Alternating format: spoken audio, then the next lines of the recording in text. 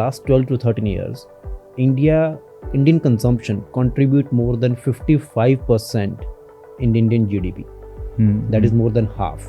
Consumption in India is very different from its peers. That if you look at China, if you look at Singapore, nowhere the consumption contribute more than 50% to their GDP. That is very, very unique to India. You'll be fascinated to know 37% of the consumption, just 37 is in the branded segment, rest 63% is unbranded. So if you look at the jewelry category, right? Jewelry category from early 2010s started from 10% branded and now reached to 40% branded. And credit goes to Tanishq or Bluestone. These reports fundamentally said that you don't have a billion people to sell. Yes. Right? You have roughly 8 CR or 10 CR people to sell, and those are the ones where you can build your D2C brand around. Yes. I think pricing is most underrated when it comes to D2C and new founders. So I think Red Bull cost 110 rupees and Sting is 20 rupees. But if you look at Sting's market share or the revenue they are doing in India, it's fantastic. Indigo Airlines makes money. The chair on which we sit on Indigo is practically feels like a wooden chair with no cushion on it, right? That's true. But still they have the most traffic. While services is growing, manufacturing is actually, as a percentage share of GDP, is at the lowest ever. We make a lot of fun of Bangladesh as a country, right? That they are not doing good. Yeah. But if you read the report, if you read the data, so they are doing pretty good. Around 28% of the graduates are unemployed, which is such a bad thing. And they also mentioned that it's also because of two things. So one is people either want AC jobs or government jobs. Out of the 1,000 people, India has 16 government jobs. As a normal household in India, they invest 16% of their income in gold as compared to 5% in stock market. Even the 10 rupees price difference at a 500 rupees product, right, which is 2%, right, our sale will drop at 20-25%, right, because that how sensitive Indian consumer is. Wrong addresses are contributing to almost 10 to 14 billion dollars in losses to the brands, which is almost 0.5% of the Indian GDP. 5 years back, if you are spending, if someone sees your ad 5 times a month, they would remember your name. But now, because of the attention span, they need to see your ad 20 times a month.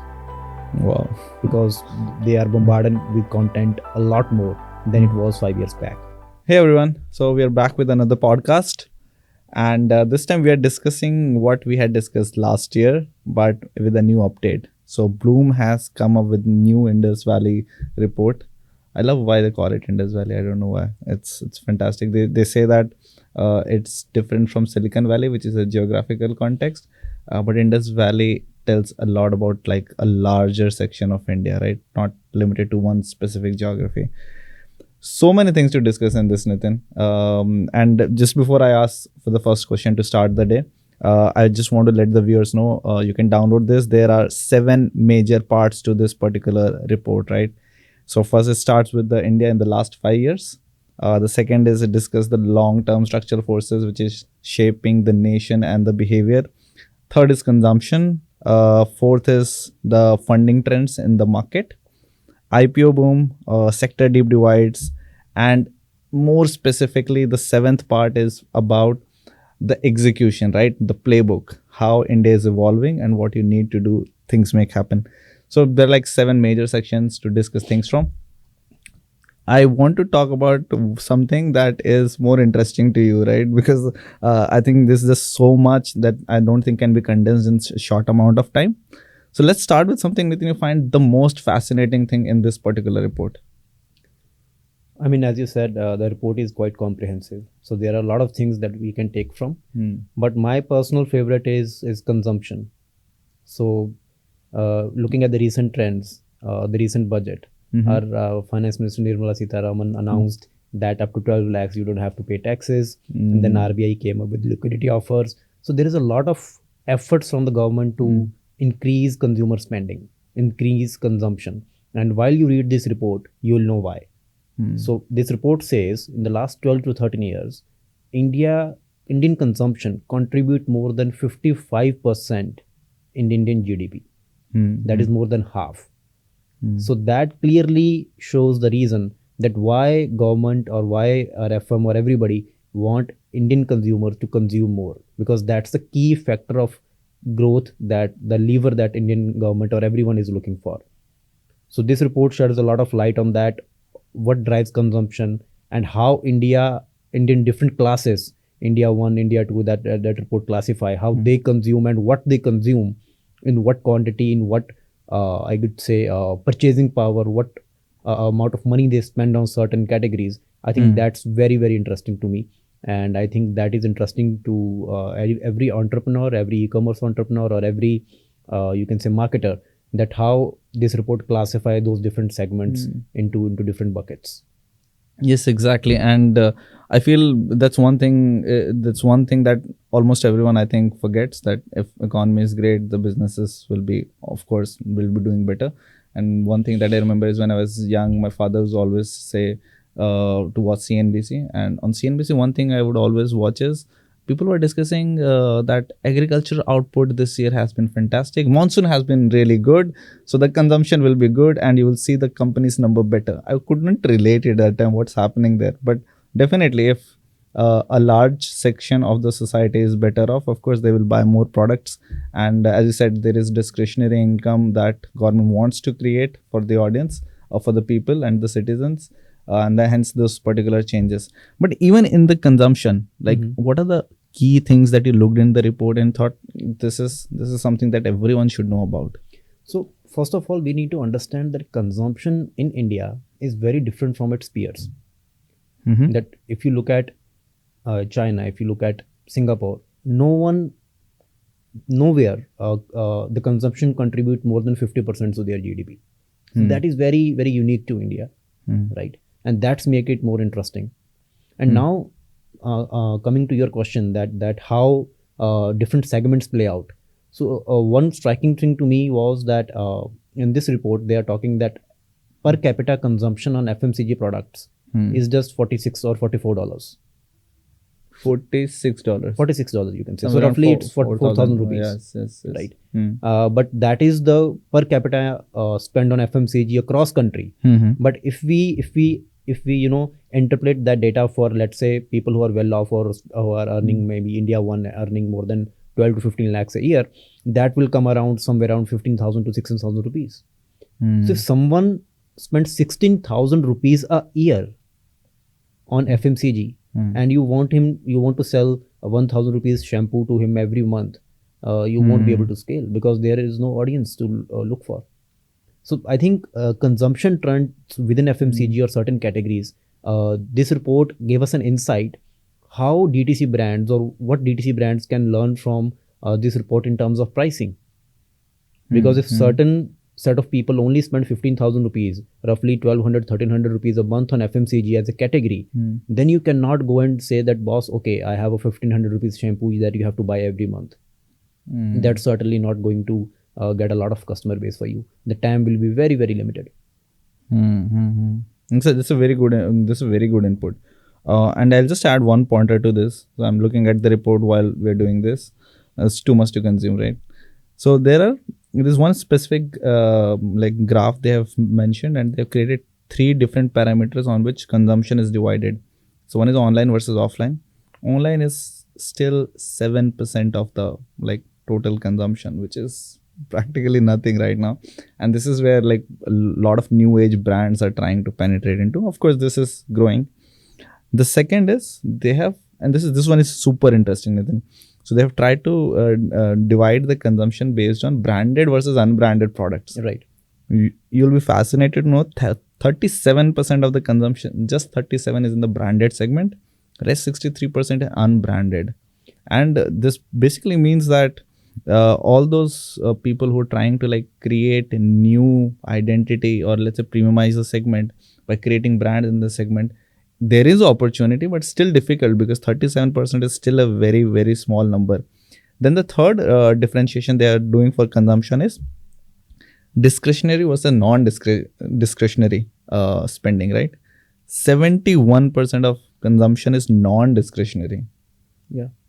which basically means you're Necessities. just left with 29% of your like amount to spend on discretionary items, and that makes me think of almost everything. Maybe sunscreen is a discretionary item, right? Right. To purchase. It basically means if I'm buying something for my weight and health, those are probably discretionary incomes. And if 29% of the consumption is happening on discretionary, it becomes extremely challenging to build brand in this category. Definitely, but I think one challenge, I think for Bloom Ventures or people who worked on this report, and one pitfall for this report is that this report talks about when you presented this data, this report talks about this data from India perspective. That 1400 million people we have, 1.4 billion people we have. Right. But if you segment this across categories, that report talks about India 1, where you can see roughly 1.4 crore people with an income of 12 lakh rupees to or more, right? There, this data will change completely, right? And that India 2, where you have 2.5 lakh rupees per annum income, and we have around a pool of 7 crore people there, right? So there, this data will change, because when you push this report down to India 3, the report called India 3, where we have 80,000 to 90,000 rupees income per year, and we have more than a billion people there, right? Then this data will not be an accurate representation of India, right? But if you only look at this data from India 1, India 2 perspective, then the branded versus unbranded split, or discretionary versus non-discretionary, all those pointers will change. Yes. So my pointer, when earlier we talked about that, okay, how much you spend on FMCG. So for example, in India, across different classes of income, we on average spend $45, which was basically 4,000 rupees. But if you try to interpret this data for India 1, where the average income is more than 12 lakh, where we spend 15,000 to 20,000 rupees. Makes sense. Right. So the whole data changes. But yes, this report also talks about the branded content, branded share is increasing. Yep. So if you look at the jewelry category, right? Jewelry category from early 2010s started from 10% branded and now reached to 40% branded. And credit goes to Tanishq or Bluestone or whatever brands that operates in this category, or Malabar jewels or something like that, right? And second interesting facts for me is the wedding branded versus non-branded. In last 10 years, just 10 years, it went from 10% to 30%. Wow. 3x. 3x. And I think it's the most, I would say, fastest growing category in terms of branded versus non-branded split. So in general, India is getting more aspirational. People wants to buy brands. So it makes logical sense for us to create brands. But the only caveat or the only challenge I would see here is, what would be the price point? Yep. Tide is a brand. Yep. Tide is a brand, right? But it operates in a different segment than Ariel or Surf Excel. Right. They are also brands. Right. So you need to understand for whom you are creating this brand for. Yes. The 1.4 crore people with 15 lakh rupees income, or the 10 crore people with an average income of 3 lakh plus. That the whole price points and the whole positioning will change. That's a very good input. But I think one thing that changed in this report, and I think that is a fundamental thing that every entrepreneur now understood, that 10 years back when everyone was raising funds, spending heavily on different kinds of marketing channels, that they were saying we have 1 billion people to sell. So this report fundamentally said that you don't have 1 billion people to sell. Yes. Right. You have roughly 8 CR or 10 CR people to sell, and those are the ones where you can build your D2C brand around. Yes. The rest of the people are as you said, are fighting for non-discretionary items and necessities, where you don't have a lot of margins to play around. Right. And those are the billion people. So roughly you can say out of 1.4 billion, we have 40 CR, where you can say we have some kind of play. But 10 CR is the TAM if you want to build a D2C brand with a good margins and digital first approach. Yes, and this reminds me of two things. So one is of the consumption itself. So Kunal Shah did a tweet very recently. He mentioned that almost there are just 10 million Indians who are contributing to 75% of the GMV online. which basically means that everyone is and that's why I think our CPMs are so high, right? Everyone is trying to advertise to one particular audience, and it's becoming painful after a certain point in time. And when you start scaling, that's why your OS and everything also drops. But the second point that I find very interesting is that there are nuances to India, which I think that needs to be taken into account before you can plan things, right? So, for instance, while there is something like maybe Whole Truth Food, the brand specifically says that there is a product which is being created for India too, right? Which can consume it at probably at 10 rupees. And the second one example is of Red Bull, which is 120, and then there is a Sting, I think, is a replacement Pepsi, of just 10 rupees, 10 right? rupees. So while you're creating these products, you also need to take into account which specific part of the segment that you're creating it for. And another good example that I can think of is from podcast I heard from Shantanu from Bombay Shaving Company. So he said that we cannot compete in 200 to 500 range, and I was surprised. And he said that if you look at it, that category is actually, that price category, as you said, is dominated by Gillette, right? So Gillette is their Mark 3 is like a phenomenal product there, right? But he said what we could do is we could target that 0 to like 200 rupees price band, because what they're trying to do is create products which are probably you can use mass product, right? Disposable items, and over 500 that they're just being squeezed by something like trimmers, because people aren't buying shavers and anything beyond that particular price range. So they're squeezing from both the side. But interesting thing is, you don't need to think in just in the terms of what you want to create, but also in who you are serving and at what particular price point. Definitely, I think pricing is most underrated when it comes to D2C and new founders. Right. Even when we talk to a lot of founders, they'll say that okay, everyone, I almost, if we have 10 calls a week or maybe 20 calls a week, everyone will come and say I'm building a premium brand in so and so category. But we need to understand that that time is very limited, and that customer is spoiled. We had a separate podcast on it. That customer is spoiled, yes. Because he wants service, he wants extra care and offers and discounts and much more premium products with very, very little to gain. So we need to understand that we can target India too, but that needs to change. The pricing needs to change. Right? So I'll give you an example. So recently I was talking to a brand, and we were working with them, and then we noticed that their growth, the ROS is 3.5. But you would be surprised to know that their AOV is 400 rupees. Wow. So we are practically getting a purchase as 130 rupees. But it's not just a credit of an agency or a marketer. The pricing is very good. Yes, that's true. Pricing is very good. That's true. Most brands come and say that, boss, okay, I'm building a so and so brand, but my pricing is 20%, 30% higher than the most premium brand in this segment. There is a problem. Right. The time gets limited, the CPM gets high, and you won't get the results you are intended to. So I think pricing is very important. You need to understand, and you give a very good example of Red Bull versus Sting. So I think Red Bull cost 110 rupees and Sting is 20 rupees. But if you look at Sting's market share or the revenue they are doing in India, it's fantastic. It's absolutely fantastic. That's true. Because Pepsi as a brand, and that also needs to understand that Pepsi as a brand, they understand Indian market well enough. They understand what would be the ideal price for India. They launched a similar product at a high price, if I remember. We discussed it, right? And then they decided it's not selling at this price. Let's probably bring it down. Yes. And I always feel that brands who are working for 100 years, for 50 years, for 80 years, we cannot take them lightly. We need to understand, because they really did a lot of research to understand what India needs. Because everybody can, if you come to me and say that, boss, I need a better laptop, or maybe I need a better shoe, everyone can make it. It's not a rocket science. You can go to a manufacturer, you can build the best product in the segment. But the question is, who will pay for it? Great. Who will pay for it? Right. Indigo Airlines makes money. The chair on which we sit on Indigo is practically feels like a wooden chair with no cushion on it, right? That's true. But still they have the most traffic.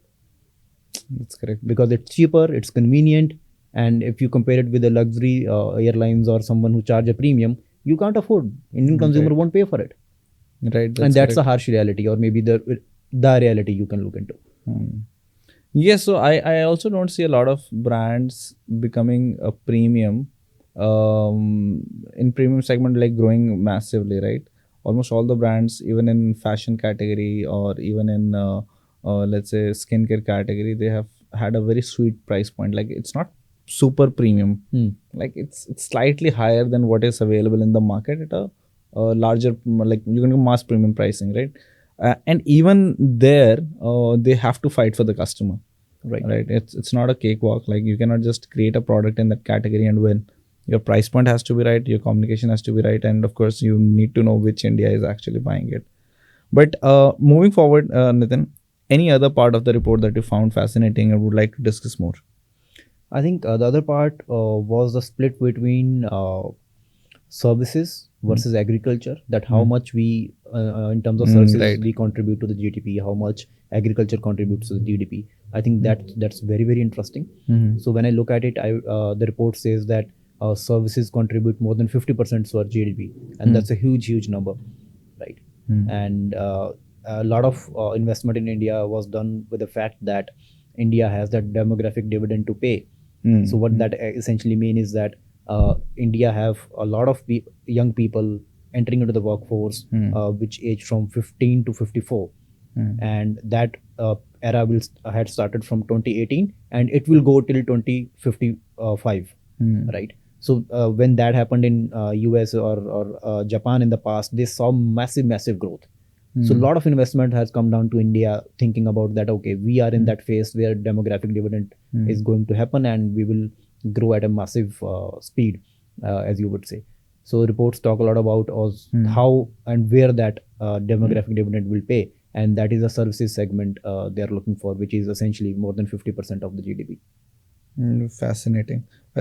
So again, so services contribution to GDP is 54%. So one thing, does the report tells it clearly that this consumption, even of the services, or let's say, is actually coming via, let's say, the foreign money, or is it the service consumption of the country itself? So I think it's a contribution of both. But India, in general, in the last 10 to 15 years, doubled its exports of services from a global share of services to 2%. We are at 5%. So that's a really good number. So in the last 10 to 15 years, we are growing at a CAGR of more than 10%, right? Which is, I think, very good if we compare it with our peers. So I think services export is a bigger venue, but also in India, within our country, services contributes to a lot, because services doesn't just include IT services. It goes into a lot of banking services, BFSI, and a lot of public services, telecom. All those comes into your services part. Right. So again, I'm looking at one interesting thing in this section, and there is a other side to it. So while services is growing, manufacturing is actually, as a percentage share of GDP, is at the lowest ever. Yeah. And just to give a very interesting pointer there, it's lower than Sri Lanka, Indonesia, Mexico, even Bangladesh, right? So I don't know, and this is something, it's just not a report, but I have seen experts also talking about it. How bad it is, and I sometimes also feel that why actually people are not into manufacturing. Is it because government policies is not great? Is it because there are less incentive to go and build a business around manufacturing? So I think, first of all, I just want to highlight that we make a lot of fun of Bangladesh as a country, right? That they are not doing good. Yeah. But if you read the report, if you read the data, so they are doing pretty good. This is going to be a scandal if you say, but that's true. That's true, right? I mean, we have fight over our friends regarding this. Yes. I remember. So I think Bangladesh is not doing that bad. So naming Bangladesh as something that we should be, I mean, assuming we should be good at good at a lot of things from Bangladesh. Right. That assumption, I think, isn't healthy assumption. But yeah, coming to your point of manufacturing, I think there are multiple reasons. Even the report highlights that as a country we don't invest a lot in human capital. So that is one thing. Second is the laws that government is working on them, but there are still a long way to go about how a manufacturing unit and favorable laws for manufacturing. That's correct. Right. And then the report also talks about that Indian mostly graduates and take degrees in let's say law and honors or English or basically the arts side of education. But if we compare with a manufacturing hub like China, they are only focused on engineering, and engineering. And that doesn't mean just degrees. I mean, they do vocational trainings, they do hardcore training in terms of how to work on an assembly line and stuff like that. So that all of these things come together, and then you can only improve your manufacturing. But coming to manufacturing, the report highlights another thing about services, and I think that is fascinating, and people are talking about it, but only the time will tell that how it will play out. So we talked about demographic dividend, right? That Indian population is on its peak in terms of workforce, and we can generate a lot of capital deploying it. But if you look at it, AI and a lot of investment went into AI is actually goes into that how you cut down on jobs and how you make it more efficient. Right. While India is on its peak or on its cultivating that demographic dividend, the other side of Western technologies on AI is working on how you get works done more efficiently. So we don't know if that demographic dividend will actually pay us in the future, as people would call it. That some experts are saying that maybe there is a case that demographic dividend will not pay, and it may become a demographic liability or a burden, because you have a lot of young people who want to join the force, but they don't have the jobs or the necessary jobs for them. That's a good point, and I think report is very vocal about it. So everyone who is listening to this is a section, I think, if you are not just an entrepreneur but also who wants to understand what's happening in India on a larger scale, will want to read is. So one interesting point that they have been consistently saying throughout the report is this is a time of, or India is entering a phase of jobless growth. Yeah. Which will create a stark reality, because you will have a lot of people or businesses who were already richer getting rich, and of course there is a large section of society which is definitely like not going to make money. And there was specific data around that around 28% of the graduates are unemployed, which is like just such a bad thing. And they also mentioned that it's also because of two things. So one is people either want AC jobs or government jobs, right? And that's there's another caveat to it, because all of these people who are preparing for the exams, they're probably not entering a phase where they want to just go ahead and work or pick up any particular job. And we have seen this kind of examples, I think, in our personal lives. Yeah, but I think it also depends on the structure, because the kind of population we have, the kind of opportunities we are creating, the government cannot do this alone.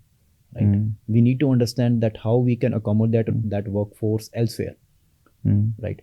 Although if the report says that India has 17 odd government jobs for 1,000 people, and if you compare it with China or rest of the country, they might have 37, 45. But even if we have 37, that won't solve the problem, right? Because then ultimately you have private sector needs to step up and grow, right? And if you see the agriculture, and the report says that 45% of the people in casual workforce are working in agriculture, but agriculture amounts to only 15% of the GDP. So basically there is a lot of inefficiency, or people who are actually find a job elsewhere, but they don't have a job. That's why they are working in agriculture. Right. So yeah, joblessness is there, but I think the prospects are not that gloomy. We have good prospects. The only thing is that we need to find the right sector, the right category, and then only we can grow. It will be no longer a game where you can start anything and people will start coming and buy stuff. So there's another interesting point, and in jobs that I want to highlight. So the report talks about government jobs specifically, the point I raised. So I was actually astonished, absolutely like astonished to read this. So out of the 1,000 people, India has 16 government jobs, right? Per 1,000 people. And now this looks high to you, low to you, I don't know, but I'll give you context. China has 57, which is almost 3.5 times larger. US has 77. But the interesting thing is, why is it so? And one of the things that they point out is it's also because the government jobs in India is also high paying jobs. Yes. So if you look at one particular data they quote from a book called Accelerating India's Development by Karthik Muralidharan. So this says that in India, a government school teacher is paid 5 to 10 times more than a private teacher. Than a private teacher, yes. Now the incentive to prepare for that exam is certainly high. Yes. And so you are letting go of the other opportunities to prepare for something. And of course, still it is limited. Yeah. So I think one case can be that either government should think about how it can run the operations efficiently. But at the same time, we know for a fact that even the government jobs are lesser than how it can be because of this inefficiency. Yeah, I think that is there. I didn't want to mention it outright, but yeah, interesting thing that you did. And I think even if we increase the jobs, let's say 3 times, that's what I meant. Even that will not solve the problem of joblessness. Right. So while government can work on it, but still I believe the lot of opportunities that can be created and that should be created in the private sector. Because let's say if the government creates, instead of 16 jobs for 1,000 people, we can create, let's say, 100. But what about rest of the people? They still have to go for a private sector, right? Yep. That's true. All right. So Nitin, do you have another point to discuss from the report? Otherwise, I would want to jump into the last section, which specifically talks about execution, right? The playbook for this new India. So before we go into the playbook, I think few things that we can talk about, and that is, and we have seen these trends in Indian stock market. I think it's declining in the last 5 to 6 months, and I think reports gives us a perspective to that how India saves, where India invests, and I think we can talk a bit about that. And to give you a perspective that we have seen that Indian, as a normal household in India, they invest 16% of their income in gold as compared to 5% in stock market. Wow. Right. So I think that's a very interesting insight, because as a country, we are more inclined towards holding a physical asset, that is gold, as compared to asset class of equities. Why is that? Do they mention? Do they give the reason for that? Yeah, I think the one reason that they gave is that gold is an easy collateral to take loans in when the time when you have a bad phase or a bad time, but you cannot have that facility against your equities. I think of Muthoot Finance now, how they became big. Yes. So I think India is the second largest consumer of gold, and I think the primary reason is that in a normal household, you buy gold when the things are good, when you are making more money, and you save it for the time when things go bad. You can go to a lender and say that, okay, I need money against my gold, and lender also in a position where he can give you money because now he has a physical asset. Right. And that's why the gold in India is a very liquid form of collateral, I would say, as compared to, the report says, as compared to, you would say, a property, because in India, and executing a contract is very, very lengthy and cumbersome process. It takes more than 1400 days, roughly 5 years, to execute a contract. So someone comes to you for a loan against your property, they signed it, they defaulted on their loans, you might have to wait for 5 years to claim that property or get a resolution on that. Right. So that's troubling times. I mean, yes, that makes sense, and that's why I also feel that even in locality and in general, when we talk in and around, I think people are more keen to invest in gold. But gold also reminds me one thing which is happening in the market. They said that gold segment is becoming formalized. Jewelry segment in general is becoming formalized. Yes, and there was another point, real estate, which is again a good comparison, is also becoming formalized. Now, this will also impact the one thing that you mentioned is how long it takes to enforce a particular contract, right? And I think this is going to change in the next 5 years. What do you think? I think it should be. As an agency, I'm frustrated of enforcing a contract because I think report says we rank 139th. I wasn't aware before reading this report that we rank 139th in when it comes to enforcing a contract, but I was aware of agency contracts being defaulted, right? And I think I know the reason. So we need better laws or a better process where we can enforcing a contract will be easy. Correct.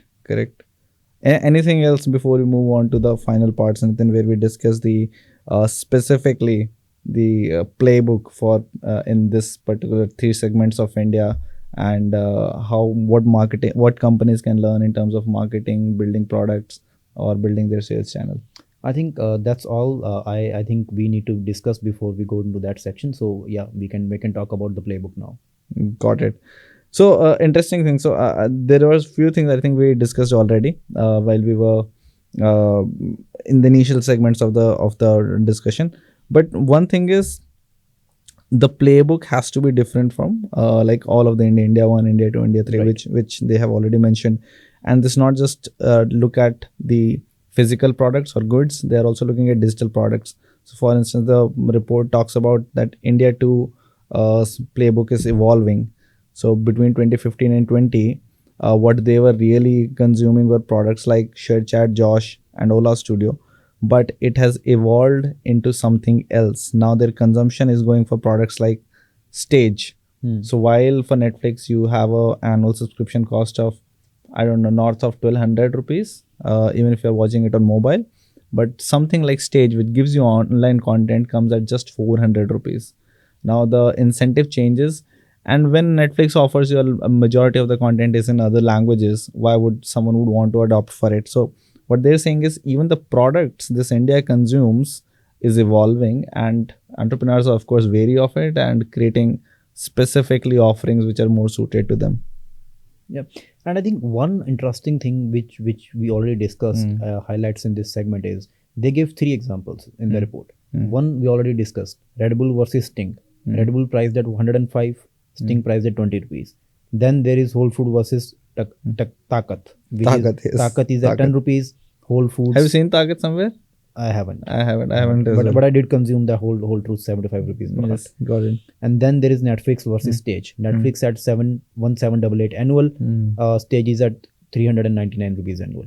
All 3 examples give you only one thing, at least to me, and that is pricing. India too is all about pricing. The price sensitivity is very high in that market. Very right? high. So we were working. I will give you an example. Right. So we were working with a client and we were operating their marketplace. So we were selling compost and vermicompost and all those gardening stuff. So we noticed even the 10 rupees price difference at a 500 rupees product, right, which is 2%. Right. Our sale will drop at 20-25%, Right.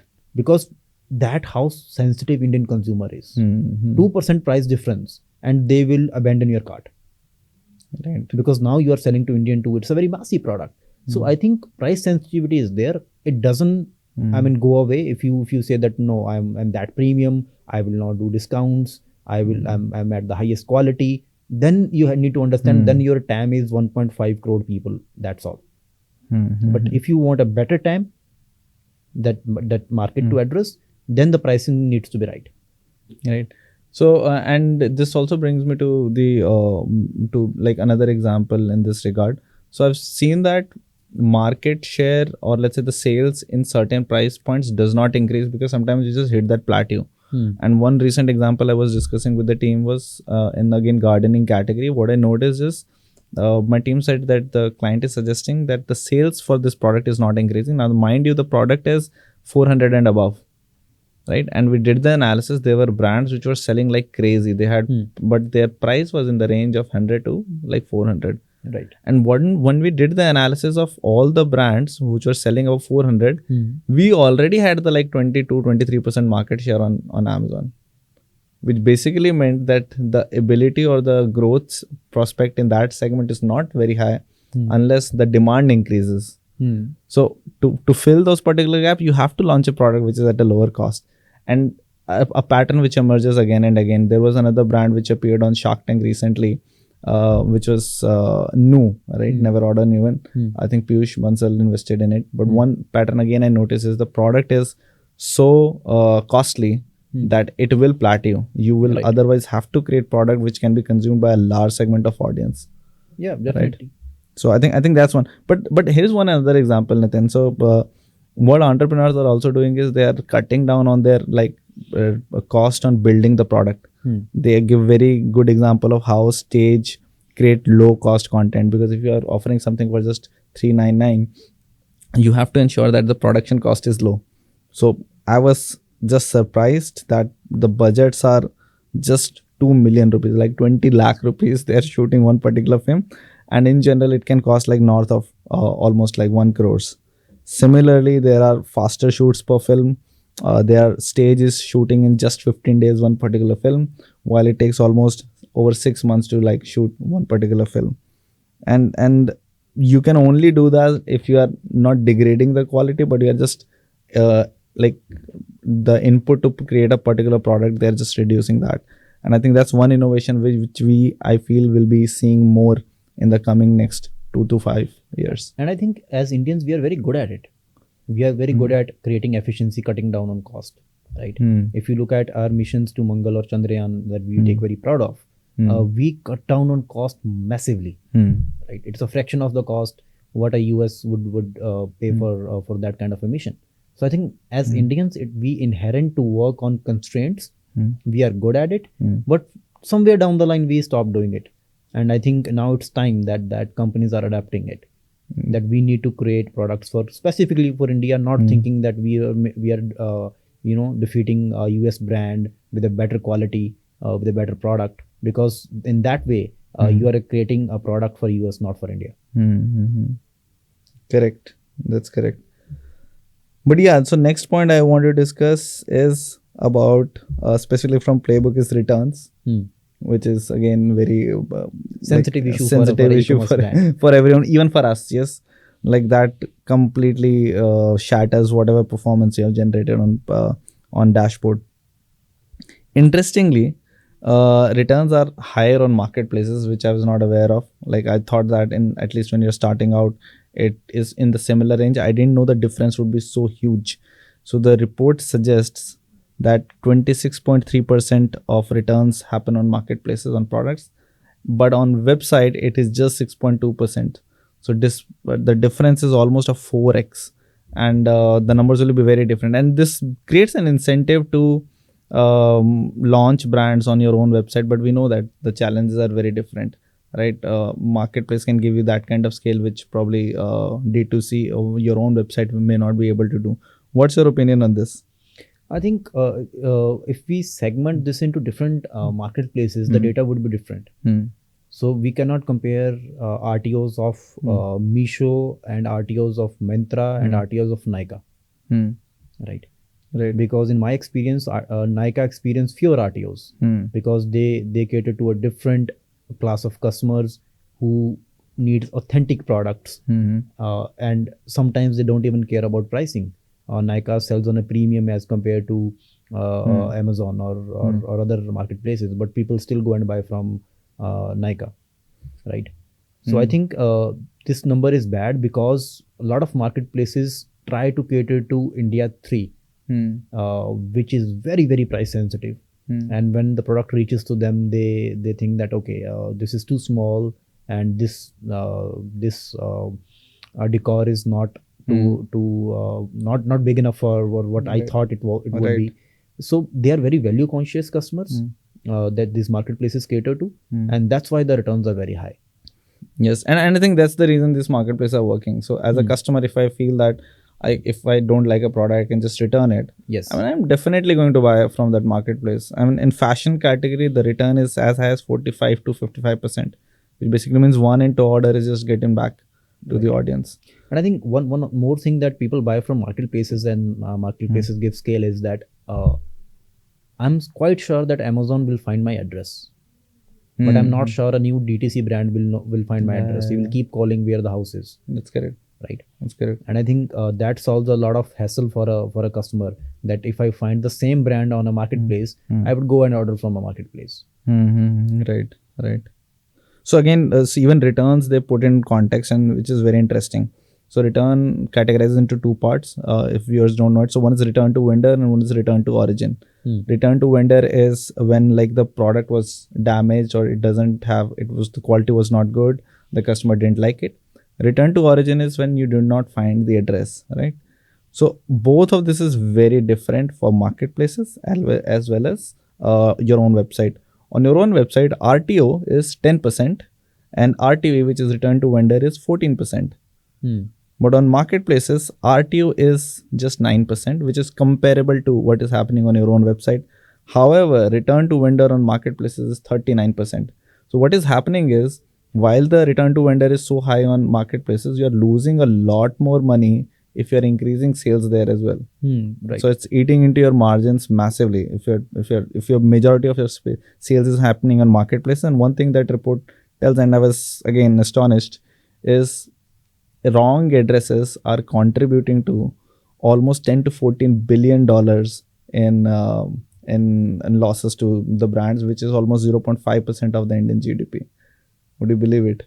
So I think I was right when I was saying that Amazon would find my address. Yes, exactly. That's the point. They know where to deliver and how to deliver how much.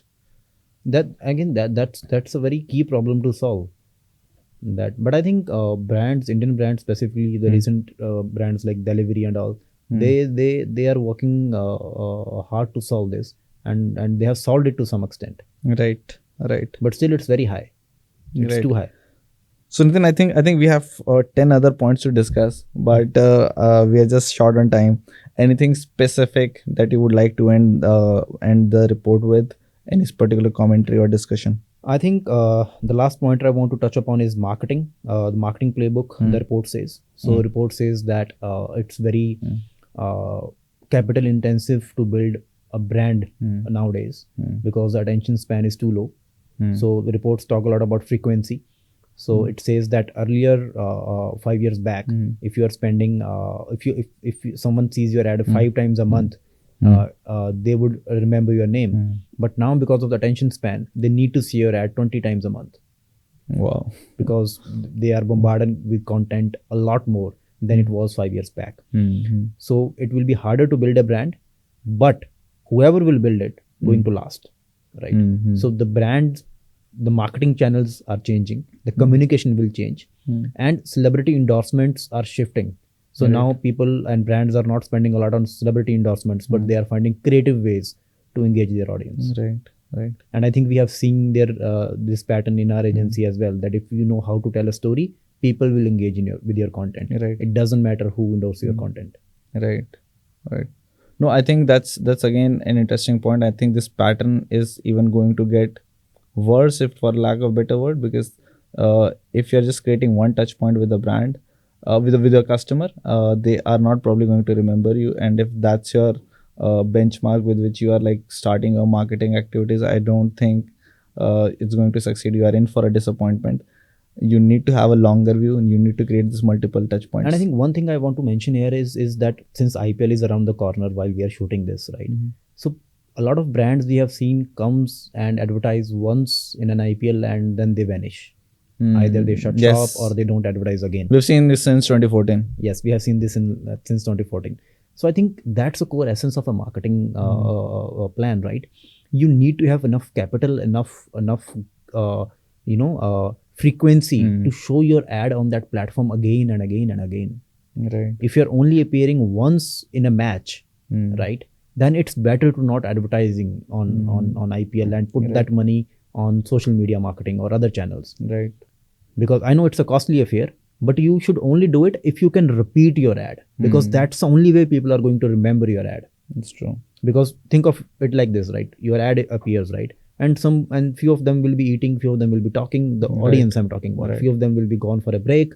So you misses out on all of them. And even if the few who are watching, they will not remember it unless they watch it 5 to 10 times. So I think frequency is the key, and that frequency has increased in last 5 years. Right. So brands need to understand that if they are choosing a heavy medium like IPL, where they spend a lot of money for, let's say, 10 to 12 lakh rupees for 10 seconds ad slot, that's how expensive IPL is. If you spend that kind of a money, then you better have a plan to have a frequency. Right. Otherwise, put that money, create a creative campaign, and put that money on social channels where you can gain massive frequency and engagement as compared to your IPL advertising. Right. And I think we missed it because of the short time, but I feel the report is also very vocal about the advertising efforts this different kind of India need, whether it is on the digital channels, whether it is on the bigger, larger screens. Yes. And how founders are also like creating their personal brands to like create an umbrella for their brands, or just for the personal reason. So I think those are the interesting points which I'm sure the viewers would love to read.